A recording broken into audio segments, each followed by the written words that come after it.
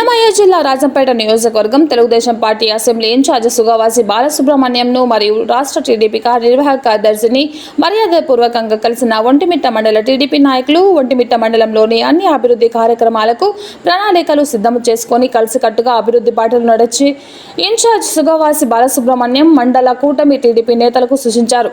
ఒంటిమిట్ట మండలంలోని డెవలప్మెంట్ మీద ఒంటిమిట్ట మండల తెలుగుదేశం పార్టీ నాయకులు చర్చించడం జరిగింది.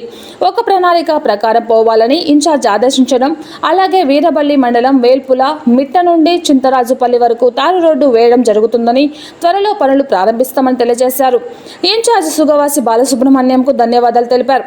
ఈ కార్యక్రమంలో మండల తెలుగుదేశం పార్టీ అధ్యక్షుడు గజ్జల నరసింహారెడ్డి, మండల ప్రధాన కార్యదర్శి Kothapalli Bobbili Rayudu, class 1 contract SV Ramana, Chintarajupalli sarpanch ప్రతినిధి రమణ, ఒంటిమిట్ట తెలుగుదేశం పార్టీ గ్రామ కమిటీ అధ్యక్షులు పత్తి సుబ్బారాయుడు, ఎంపీటీసీ సుంకేసుల భాష, యువ నాయకుడు ముద్దుకృష్ణారెడ్డి, శంకర్ దాదా, దినేష్, చెన్నయ్య, పెంచలయ్య తదితరులు పాల్గొన్నారు.